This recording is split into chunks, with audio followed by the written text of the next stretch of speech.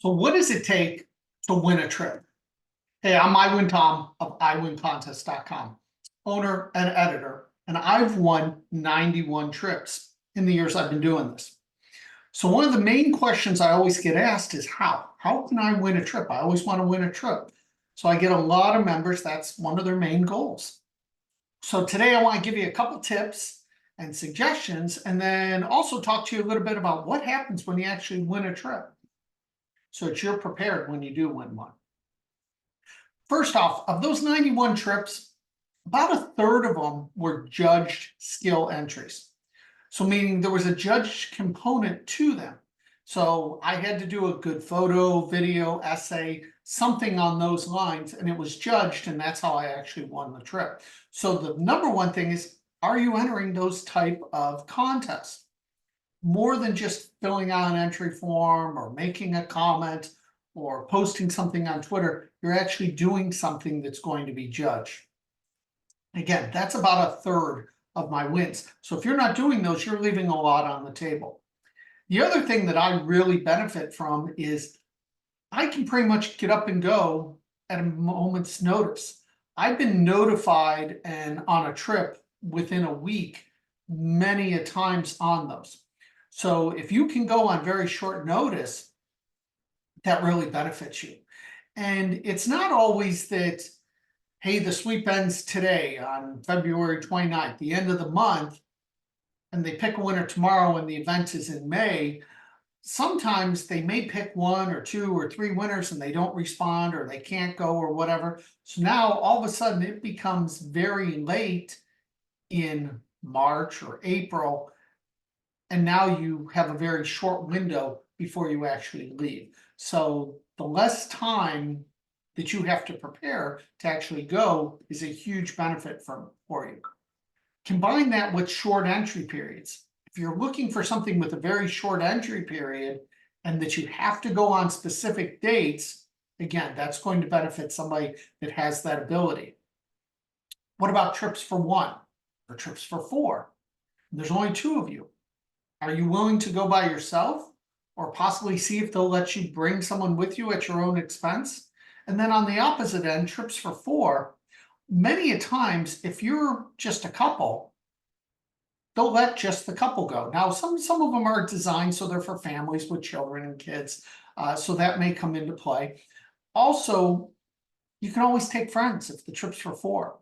We've won trips for more than just two people and invited friends and family along. Yes, there's some tax liability and things like that. That's up to you to sort out with them, and that's a whole different video.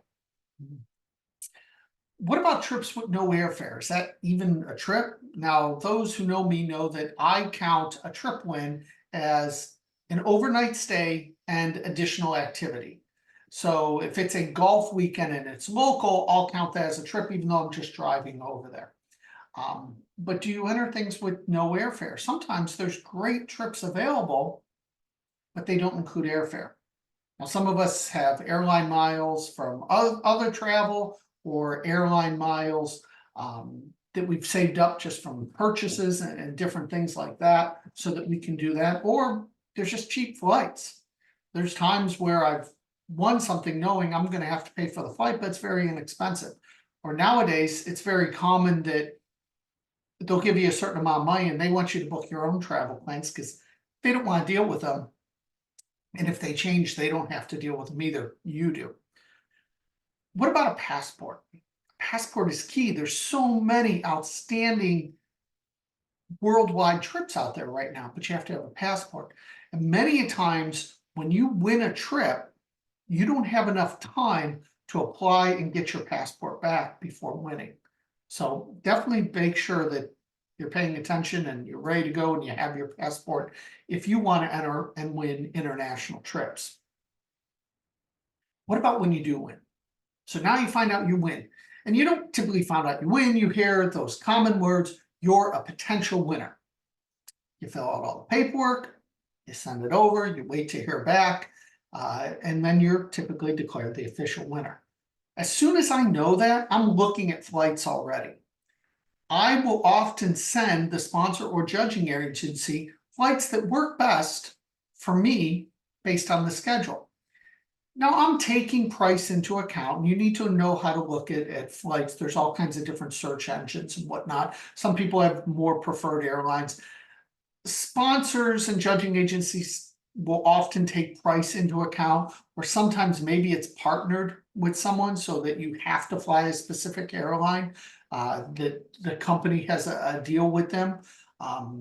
So that may come into play as well. But often I do that, and more times than not, they book the flights that I actually want and prefer. Now, again, I'm looking at those price points so that if they can book me a flight for $300 and I'm sending them $1,000 flights, I'm not doing that. I'm looking based on cost as well, but I'm also looking on convenience for myself, flight times that I prefer, even airlines that I prefer, as well as direct flights. Years ago, when I was younger, I take 3 layovers to save $50. As I've become older, I don't really want to do that as much, especially on a trip when if I don't have to, I would much rather be able to fly direct. Now, depending where you live, that's not always possible. Hotel. I do know some sweepers, they actually will tell them their preferred hotel. I personally don't. I usually let the sponsor choose the hotel. There have been a couple times I've been asked my preferences, and I'll let them know my preferences for whatever reason. On these same lines, airlines, hotels, you want to sign up for all their rewards programs, because sometimes just even having the rewards program is a benefit to you, but also you're going to get miles typically for what they've spent on the trip. And if you win enough trips, you start accumulating those that now you have a free night hotel or a free airline flight, things like that, especially if you're flying long distances and overseas trips. I mean, overseas trips there and back is usually halfway to a free airline trip for just one trip. That's very, very common. What about car rentals? Nowadays, car rentals are not as common. It's extremely rare that somebody will have a direct bill for a car rental. Often they're just giving you a check for a certain amount of money that you can book your own rental car. Or sometimes it's an Uber or Lyft gift card now. We see that often. Often in cities, I don't rent cars. It really just depends on the situation, but a lot of times I'm relying on just Uber, Lyft, public transportation, things like that. You want to know what's covered. So when you win a trip, everything's not typically covered. A lot of times you still have to get yourself to and from your local airport, whichever one that may be. You may have parking there. Baggage fees have become a big issue now. Sometimes, depending on who books them and how they book them, it's included. Sometimes it's not.